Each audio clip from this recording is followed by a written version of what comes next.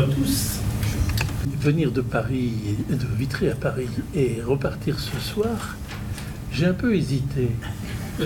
Et j'ai appelé, compte tenu de la journée, j'ai appelé Jean-François Merle ce matin. Dois-je vraiment venir? Il me répond oui.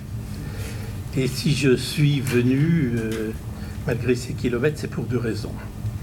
D'abord par référence à Michel Rocard, que j'ai bien connu. Je vais faire une petite anecdote tout à l'heure. Et puis parce que le sujet reste profondément d'actualité. L'anecdote de Michel Rocard, avant de revenir au sujet. Moi, j'étais président du groupe centriste à l'Assemblée en 86 ou 88.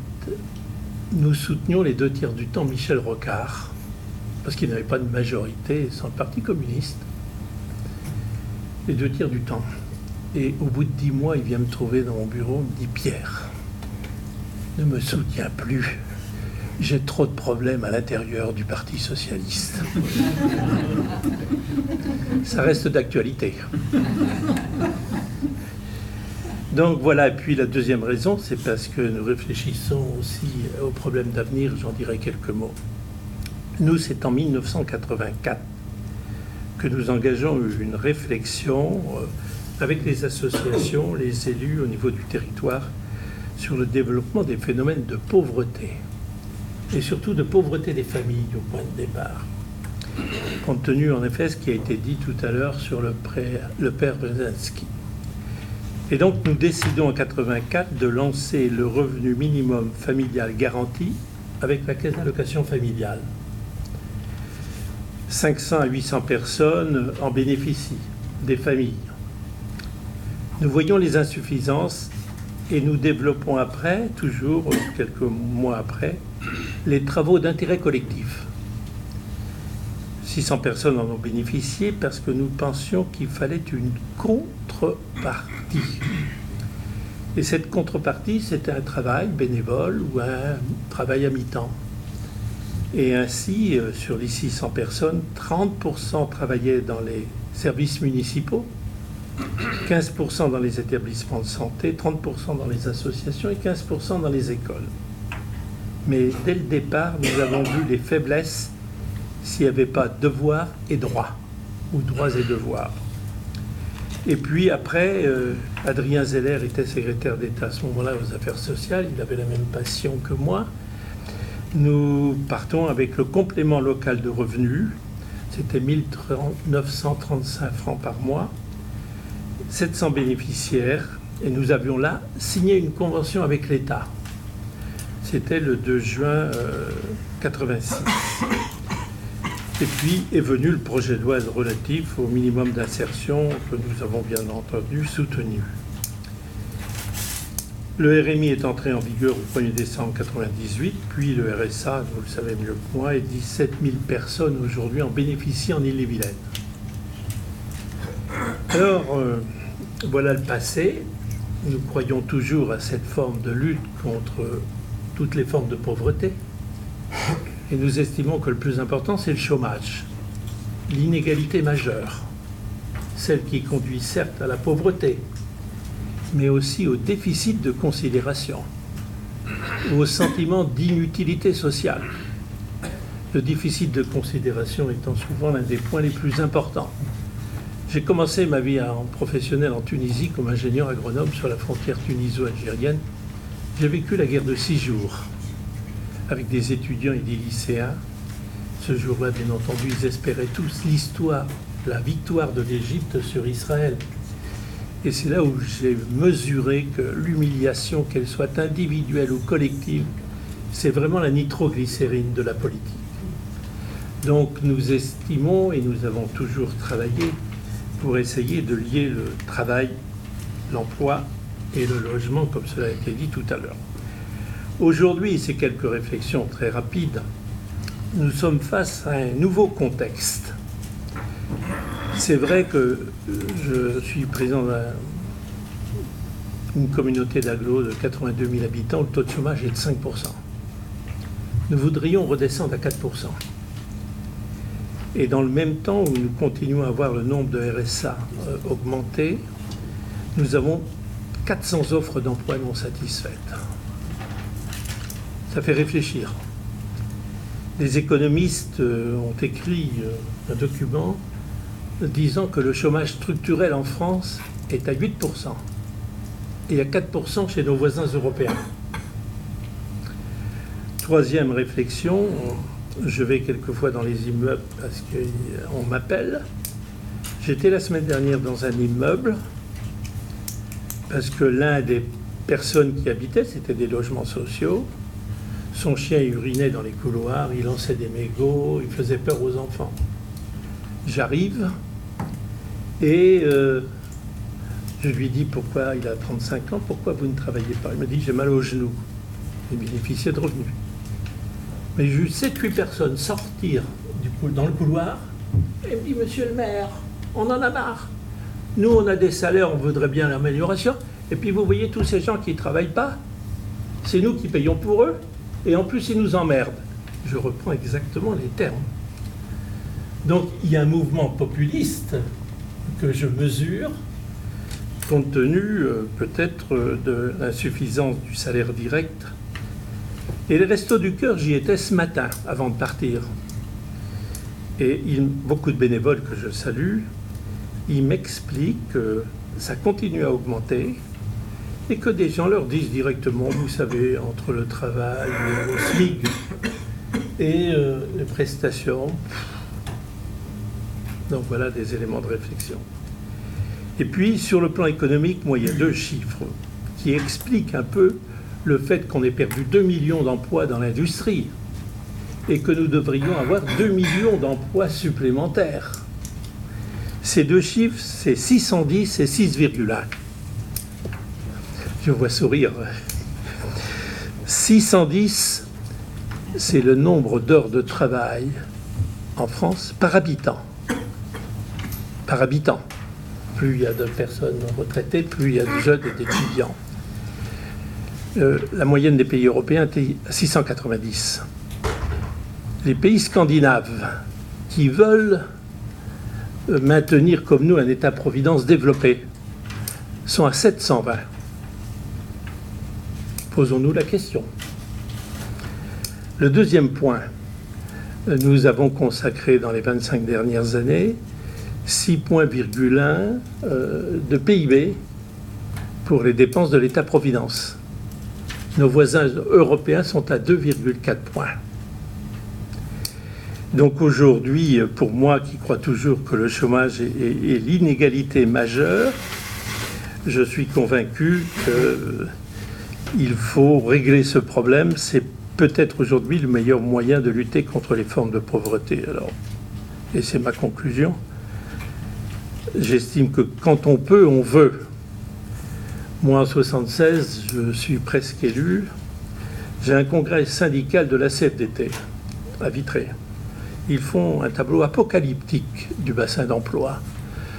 Chômage élevé, bas salaire, conditions de travail difficiles, vide culturel et social absolu. Le grand titre de Ouest France, le pays de Vitré, est appelé à disparaître. Et aujourd'hui, nous sommes à 5% de taux de chômage. Nous avons 76% d'actifs entre 15 et 64 ans, 10 points de plus qu'en France.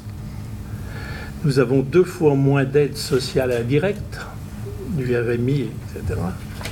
Et nous avons, sur d'autres sujets, des éléments importants.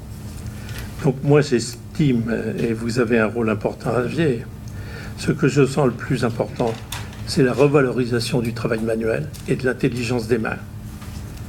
L'université est très coupable, et le système éducatif, d'avoir déconsidéré le travail manuel. Quand j'étais président du Conseil général, on décide, à la suite d'une demande du président Mitterrand qui voulait doubler le nombre d'écoles d'ingénieurs, de regrouper les centres de formation d'apprentis au milieu des écoles d'ingénieurs. Moins de regrouper les centres de formation d'apprentis qui, bien entendu, étaient dans des bâtiments préfabriqués. Et on décide de l'appeler Faculté des métiers.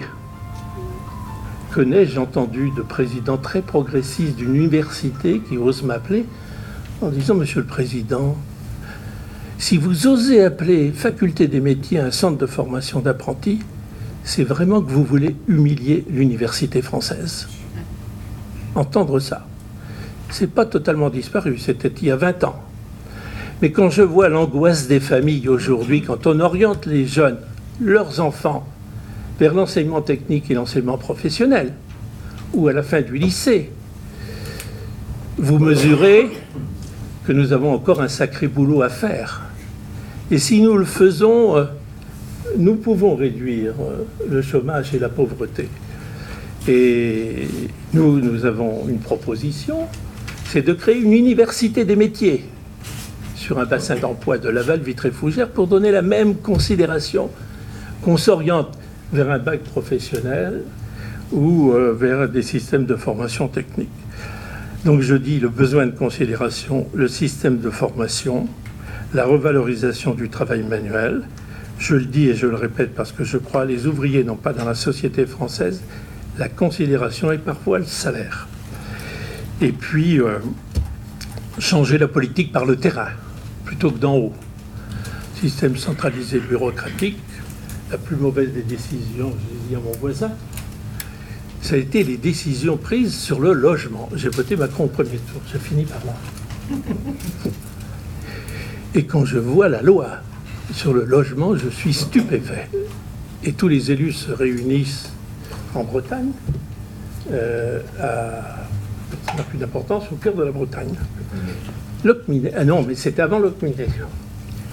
Et on se dit quoi? Le gouvernement a parfaitement raison de vouloir maîtriser la dépense publique, et on l'applaudit. Mais de ne pas toucher au Pinel, dont certains promoteurs disent eux-mêmes qu'ils se... Je cherche le mot, mais je ne le trouve pas. Et dans le même temps, porter atteinte au logement locatif social et plus encore à l'accession populaire à la propriété. J'ai dans le bassin d'emploi 45% d'ouvriers. Le tiers ne pourront plus accéder à la propriété parce qu'il n'y a plus d'APL à l'accession et la bonification a diminué de moitié.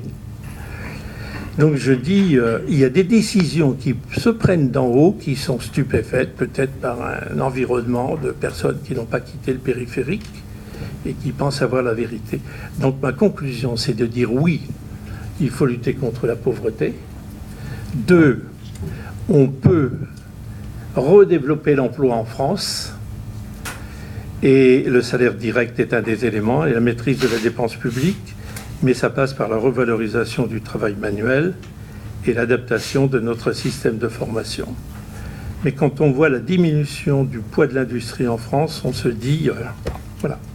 Et ma dernière réflexion, c'est de dire qu'il faut être optimiste mais avoir confiance. J'avais été avec un des présidents de la République voir le Premier ministre britannique et Gordon Brown. Et Gordon Brown, à la fin de la rencontre, il nous dit une chose. Expliquez-moi le pessimisme français, je n'arrive pas à le comprendre. Et il commence à nous faire le défilé de tous nos atouts. Le fait que nous avions encore des grandes entreprises mondiales, le fait que nous étions au cœur de l'Europe, que nous avions un taux d'épargne privée important, que nous avions un potentiel de loisirs compte tenu de la puissance de nos côtes et de nos villes. Et il ajoute, et vous avez un climat meilleur que nous. Et il conclut, si nous avions tous ces atouts, nous serions au firmament du bonheur. Ça fait réfléchir sur le moyen qui est à notre disposition pour réduire nos faiblesses. Et c'est là où j'estime qu'il y a un vrai débat que j'écouterai avec plaisir sur l'orientation vers le travail du maximum de nos compatriotes. Merci de votre attention.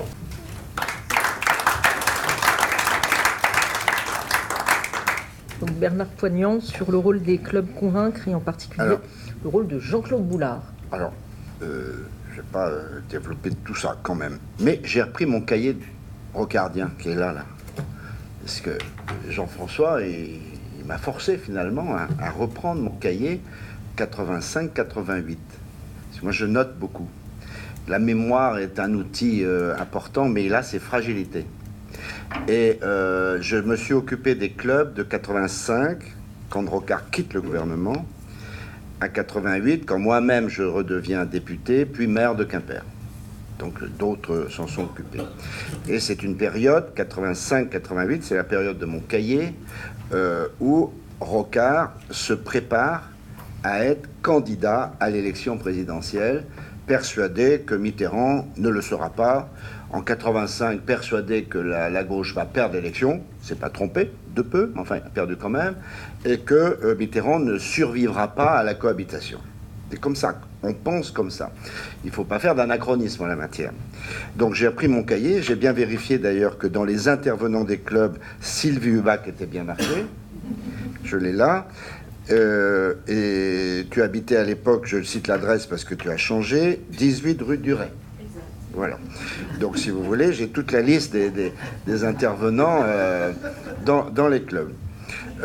Il y a le contexte des années 70-80. Souvenez-vous, on parle des nouveaux pauvres.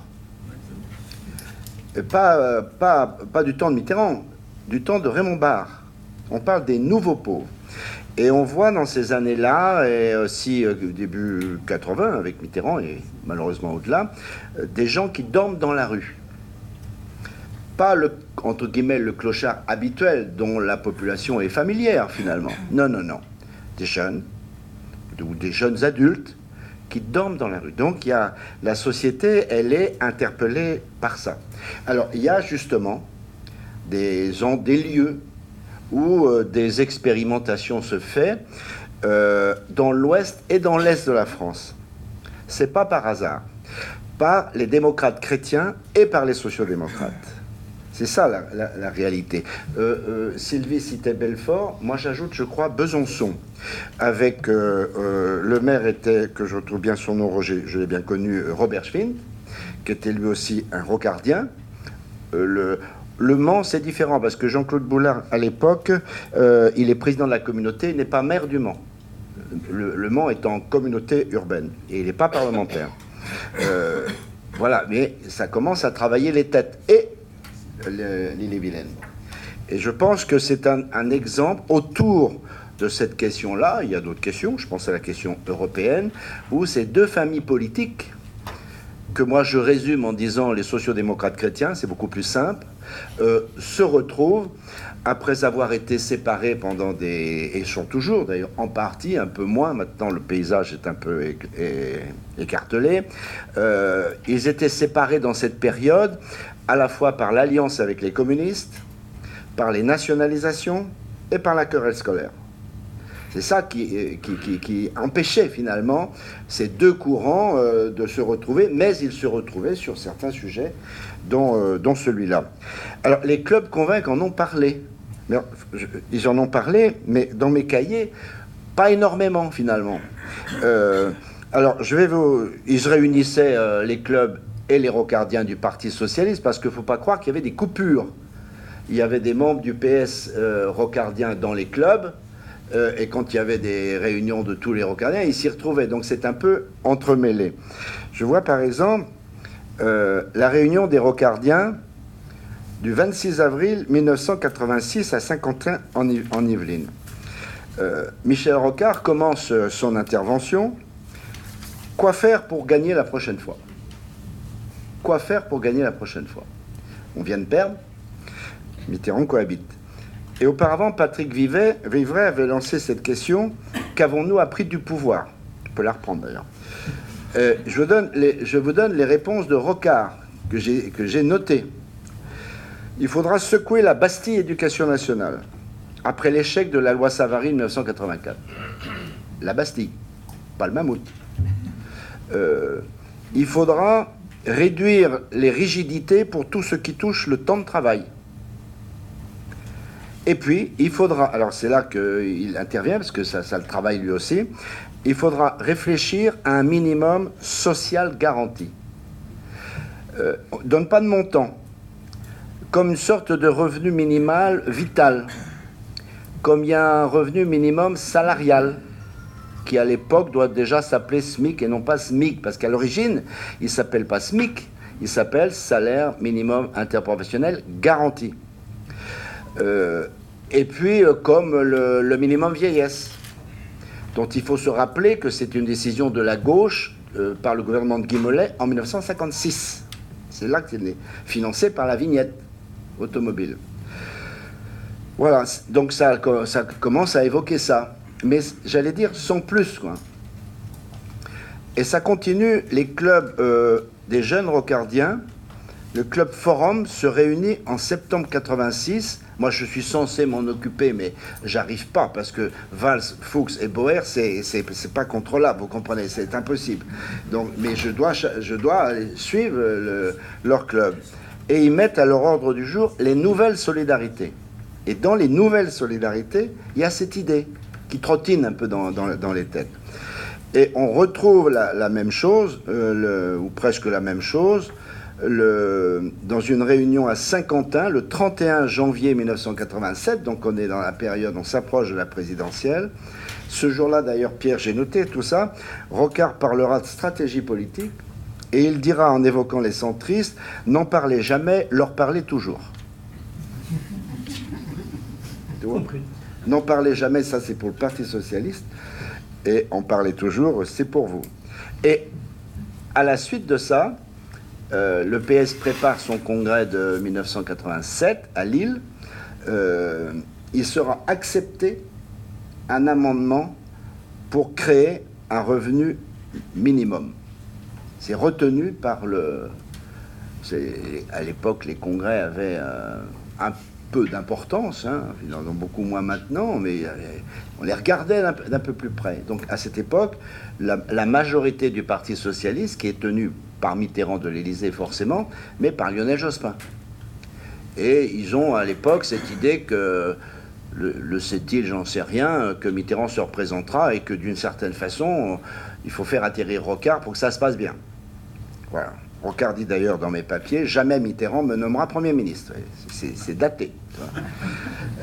Oui, comme quoi on peut se tromper. Hein. Voilà. Et donc l'idée sera reprise. Alors ça, c'est le cheminement. C'est pas les clubs seulement. C'est pas juste de dire ça.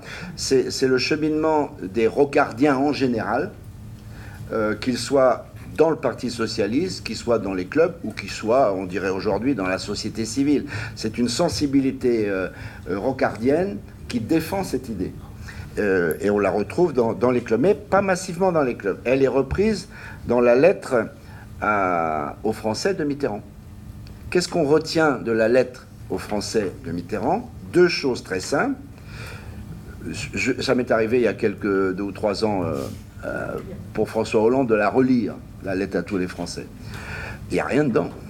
Ou plutôt, il y a 2 choses. Un, pour faire plaisir aux baristes et aux centristes, ni.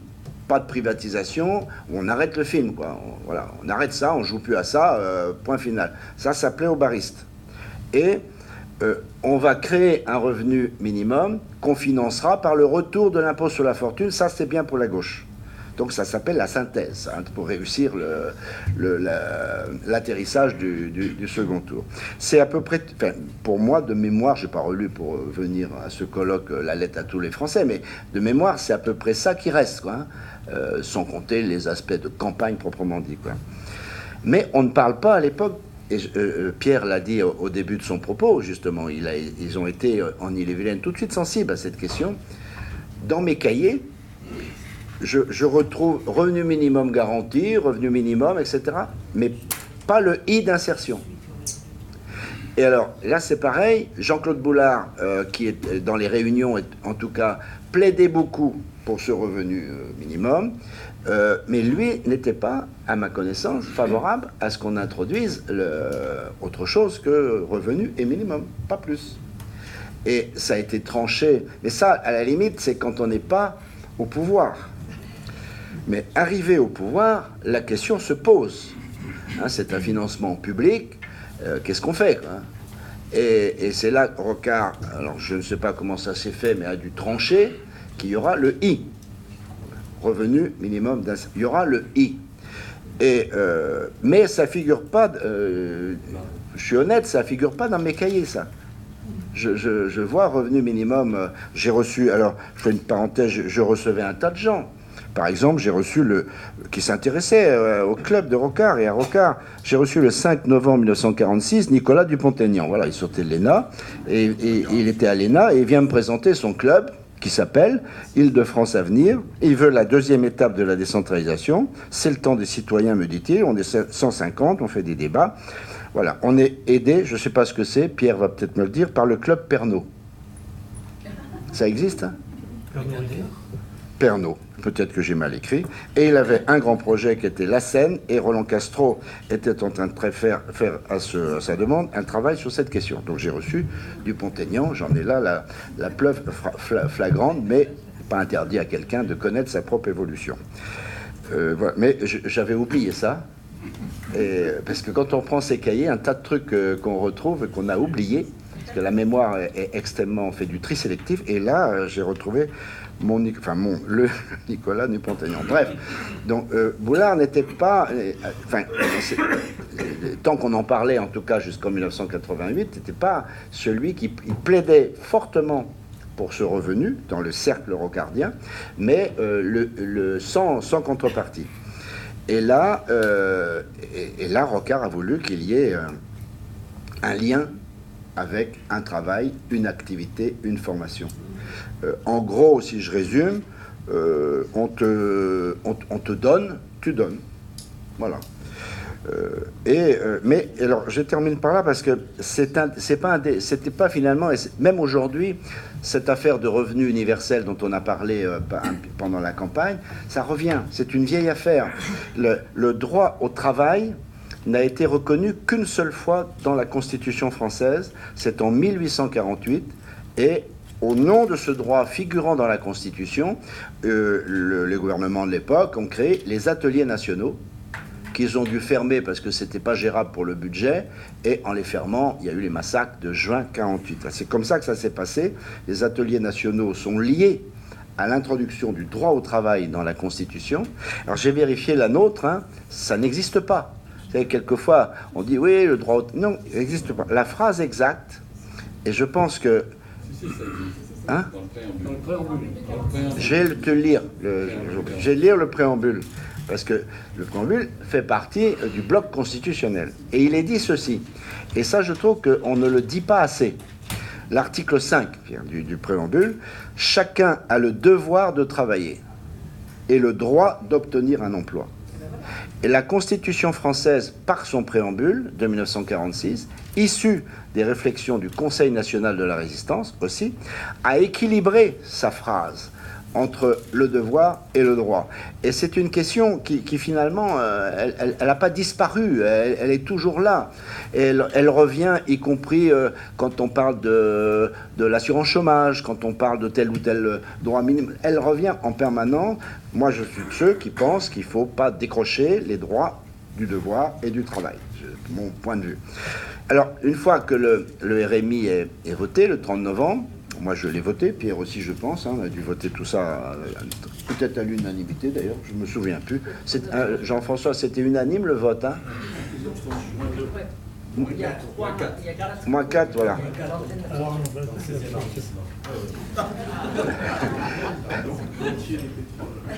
Ah oui, oui. Bon, mais c'était largement...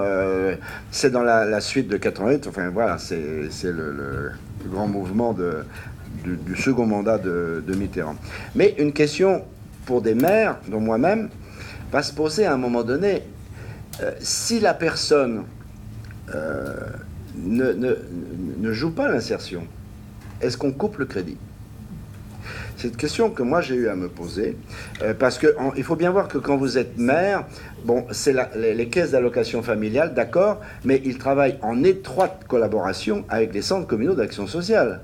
Parce que où vont les gens quand il y a un emmerdement ici, un drame et tout ça, quand ils sont dans la mouise, ils vont pas forcément à la CAF, ils vont à la mairie, où il y a le CCAS. Et le CCAS connaît bien, connaît bien les pauvres de la commune. Et connaît bien, les mairies connaissent très très bien les choses. Quand on raconte des histoires comme quoi les élus connaissent pas, ce n'est pas vrai, ils les connaissent parfois trop bien d'ailleurs. Et donc, est-ce qu'à un moment donné, il faut couper? Moi, je me souviens, je dis mon point de vue, hein, au bout d'un certain temps, quand quelqu'un il fait la mauvaise tête quand il ne veut pas, il faut savoir couper.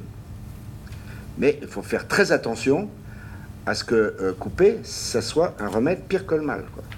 Et donc, là, vous êtes dans la patte humaine, ça ne se définit pas dans un décret, un machin, etc. C'est la patte humaine. Il ne faut pas que ça soit un acte brutal, il faut essayer de recevoir la personne, il faut essayer de comprendre pourquoi c'est comme ci, pourquoi c'est comme ça. Mais moi, comme maire, j'avais dit, si à un moment donné, au bout du chemin, s'il le faut, il faudra avoir une sorte de sanction. Voilà. Écoutez, ma chère Cécile, voilà mes cahiers tels que j'ai voulu vous les présenter. Voilà.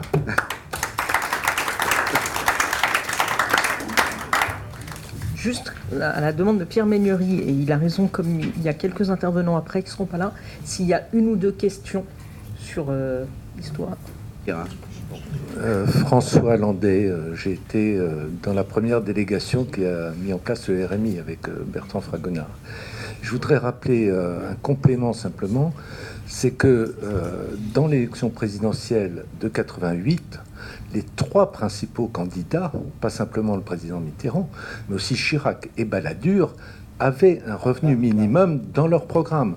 Donc l'idée avait traversé dans la société. Naturellement, il y avait derrière cette notion de revenu minimum dans les programmes, il y avait des idées qui étaient très différentes et des niveaux envisagés qui n'étaient pas du tout les mêmes. Et comme Bernard Poignant l'a bien rappelé, au sein même du Parti socialiste, les choses n'étaient pas fixées à l'avance. C'est-à-dire que c'est à la fin qu'un certain nombre d'arbitrages ont été faits, essentiellement à l'initiative de Michel Rocard, notamment sur la question du RMI, que pour ma part, je ne considère pas comme se relevant directement de la contrepartie, mais d'un effort, d'un engagement à faire qui doit trouver en face la possibilité d'une réponse en termes d'offres de la société en matière d'insertion, c'est-à-dire des emplois ou des formations ou une prise en charge sociale. C'est-à-dire une diversité des processus, enfin des itinéraires d'insertion. Je peux prolonger un peu, Cécile. Alors, quand ça a été fait, pour le maire que j'étais, et je pense que pour tous les maires ont connu ça, ils ont vu qui bénéficiait du RMI. Ils ont vu les listes. Ils ont vu les contacts. Et à ce moment-là, alors c'était plus facile peut-être dans les communes moyennes ou petites que dans les très grandes villes. On a vu aussi qu'il y avait un certain nombre de personnes qui étaient très loin de retrouver un travail, très loin de l'emploi, qui étaient au moment où ils bénéficiaient du RMI, comme on dit, inemployables. Alcool, maladie psychiatrique, addiction à certaines substances, drames familiaux ou le chômage de longue durée, ça, comme si ça traînait, quoi. Et donc il fallait faire un travail par les personnels qui sont merveilleux dans ces cas-là, pour essayer d'amener quelqu'un à être employé, quoi.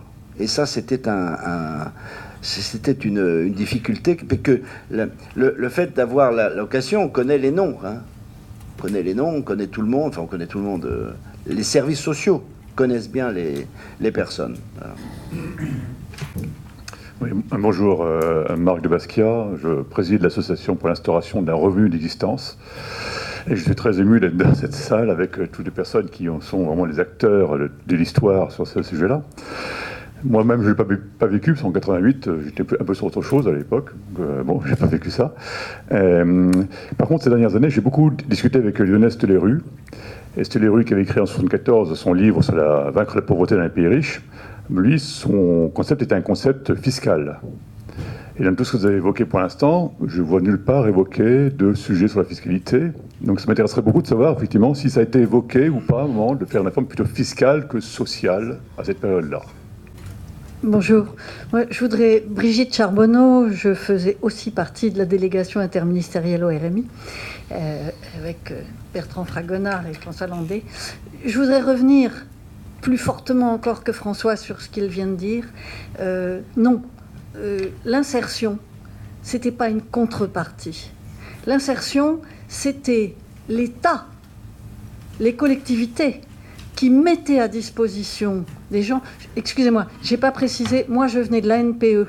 J'ai connu le début du RMI en tant que directrice départementale de l'ANPE en Savoie. Vous voyez, vraiment dans la France, l'autre bout par rapport à vous, mais une France tout aussi... enfin pas des villes, quoi. Une France rurale.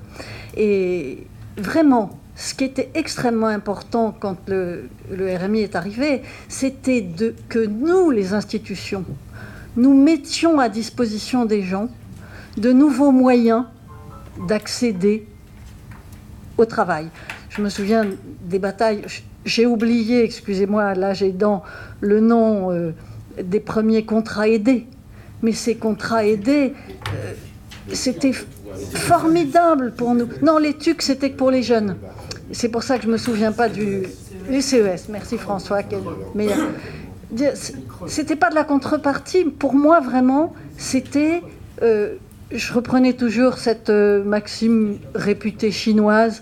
Quand quelqu'un a faim, il ne faut pas lui donner un poisson, il faut lui apprendre à pêcher. Alors, moi, je disais, on donne un petit poisson. Oui, parce qu'il y avait les communistes qui nous disaient que ce n'était pas assez. Et je ne dis pas je ne prononce pas. Je disais, oui, le poisson est petit qu'on donne, mais à côté de ça, on apprend à pêcher. Voilà. Et je voulais vraiment revenir par rapport à M. Méhagneri, parce que ça m'a traumatisé qu'on entende ça comme une contrepartie. C'est un vrai débat politique et il est sûrement encore très vivace, mais en tout cas dans notre idée, je ne pense pas que Bertrand pensera autrement, mais même avant que j'arrive à la délégation interministérielle, c'était surtout mettre à disposition des gens d'autres moyens que ceux que nous avions traditionnellement et aider ceux-là les plus en difficulté. Oui, donc moi, j'ai connu le RMI, mais en tant que l'autre côté de la barrière, en tant que bénéficiaire. Alors, ce que vous disiez, j'étais trop jeune en 88, j'avais pas l'âge pour toucher le RMI. Moi, je l'ai eu entre 94 et 98, c'est-à-dire beaucoup plus tard. Ce que je peux vous dire, c'est que non. Les services sociaux, 88, j'en sais rien, mais quand j'y étais, les services sociaux étaient complètement débordés et non, c'était l'anonymat. Et j'habitais pas spécialement une grande ville. J'habitais une ville moyenne de 30 000 habitants. Voilà, donc j'imagine qu'à mon époque, à Quimper, je ne sais pas si vous étiez maire à l'époque de Quimper, non, c'était complètement... Enfin, il y avait déjà, je ne connais pas les chiffres de l'époque, mais à mon avis, ça devait tourner déjà à 600, 700 000 allocataires au niveau national. Donc non, je peux vous dire que non. Oui, il y avait un problème de stigmatisation dans les petites villes, dans les campagnes, mais dans les communes moyennes ou les grandes communes, non, je peux vous dire que les travailleurs sociaux ne nous connaissaient pas. Et c'est peut-être un problème quelque part. Voilà. Et une autre question, ça n'a pas été abordé, je pense qu'on va l'aborder par la suite. Et d'ailleurs, c'est d'actualité encore aujourd'hui avec le mouvement des Gilets jaunes, c'est la question de la participation des personnes en situation d'exclusion. Et je tiens à dire ici, et je remercie beaucoup ce qu'a fait Martin Hirsch, parce que j'étais témoin de ce qu'il a fait au niveau du Grenelle de l'insertion, parce qu'à l'époque, ça a l'air une idée bête aujourd'hui, mais c'était le premier à dire on ne peut rien faire dans le domaine de la lutte contre l'exclusion si on ne demande pas l'avis des intéressés. Il a même été au point de nous rémunérer. Alors, je rappelle qu'à l'époque, il dépendait, il peut témoigner mieux que moi, d'un certain François Fillon. Je ne sais pas comment il a négocié, mais on a été rémunérés. Bon, après, ouais, sans doute. Bon, après, moi, j'étais déçu de la suite sur la question de la participation. J'ai eu l'occasion de le dire à maintes reprises. J'ai encore l'occasion de le dire aujourd'hui, parce que je dirige une association en tant que salarié sur la question de la participation. Il y a des gros problèmes. Oui, la dame du Césaire est encore là. On a essayé de faire rentrer elle le sait mieux que moi. Effectivement, les questions de pauvreté sont discutées, sauf qu'on a essayé, lors du renouvellement des Césaires et au niveau national, de faire rentrer des gens qui connaissent l'exclusion, et les préfets de région n'ont pas suivi. Donc voilà, et ça, je pense, c'est une question qu'il faudra, sur laquelle il faudra travailler, parce que si on n'est pas prêt à dire à ce que les gens qui connaissent l'exclusion soient directement associés, on va à côté de la plaque. Voilà. Je regarde un peu ce qui va se passer en Italie, sur le sud italien, pour le revenu universel. Simplement, moi, je sens un nouveau mouvement en France dans la lutte contre la pauvreté. Et si l'on veut en même temps préparer l'avenir, réduire le déficit commercial et la dépense et le déficit public et se donner plus de marge, il faudrait aborder le problème dans les nouvelles formes de pauvreté. Et j'en donne quelques exemples. Nous, on a fait une étude sur 2 communes où beaucoup de salariés faisaient 1h10 de transport le matin, 1h10 le soir, pour 1 380 € par mois. Vous ne pouvez pas faire en sorte que les gens soient heureux. Et donc là, il y a un travail en matière d'aménagement du territoire pour rapprocher le travail de la personne. Le deuxième point, c'est pour redonner une chance, il faut que notre système éducatif évolue. Parce que ça permettrait de réduire les formes de pauvreté. Et là, je pense, nous, comme on n'y arrivait pas avec l'éducation nationale, on a réussi à avoir sur 4 sites 200 artisans et gens de métier qui, le mercredi après-midi, transfèrent leur savoir-faire sur l'intelligence des mains à des jeunes de 9 à 14 ans.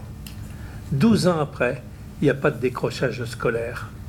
Et il faut voir, dans ce sentiment d'utilité sociale, le bonheur de ces retraités de 80 ans, d'avoir le sentiment de transmettre leur savoir-faire et d'être quelqu'un et de ne pas être rien. Et ce que je sens aussi dans ce mouvement, moi, c'est le sentiment que beaucoup de gens ont le sentiment, eux, sont pour rien. Je pourrais citer la SNCF. Quand il a fallu faire la ligne TGV nouvelle.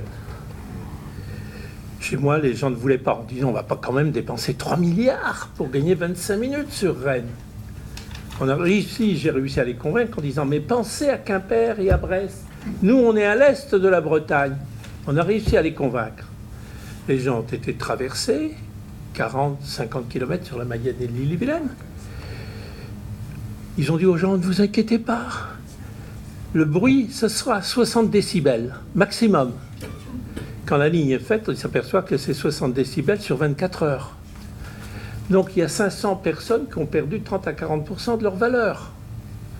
Les maires qui ont travaillé pendant plusieurs mois et plusieurs années pour faciliter les relations, modifier les routes, n'ont même pas été invités à la grande manifestation très coûteuse de la SNCF pour l'inauguration du LGV. Et je vais rendre visite parce qu'ils voulaient manifester. Ils me disent, nous on en a marre. Je sais qu'on est prévu par les métropoles comme des pecnos et des moins que rien, mais on en a marre. Et donc quand vous voyez aujourd'hui le mouvement, il y a certes ce problème de la pauvreté, mais il y a ce problème de déficit de considération vis-à-vis des sachants, de l'élite, et puis nous, on n'est pas dans une métropole, on compte pour rien. Donc c'est globaliser un petit peu l'ensemble des problèmes aujourd'hui de pauvreté dans toutes ces dimensions, et pas seulement dans la dimension revenu de solidarité active. Pardon d'être passionné, mais on l'est tous. Je ne veux pas commenter les gilets là, mais il y a beaucoup de familles qui sont dans la fragilité sociale. Je vais te donner un exemple chez moi, de Bretagne. Il y a beaucoup de couples à 2 enfants, pour ce cas-là, qui gagnent, en totalisant leurs revenus, entre 2500 et 3000 € net mensuels. Je peux vous donner des exemples. une personne qui travaille et qui a 10 ans d'ancienneté, qui met des macros chez Sopiquet, ils sont 200, qui fait les saucisses et les jambons chez Ranou, ils sont 700, qui font le saumon fumé, tout ça c'est Quimper, hein. Ils sont 450 en ce moment à faire le saumon pour qu'on les mange à Noël. Ils sont 2.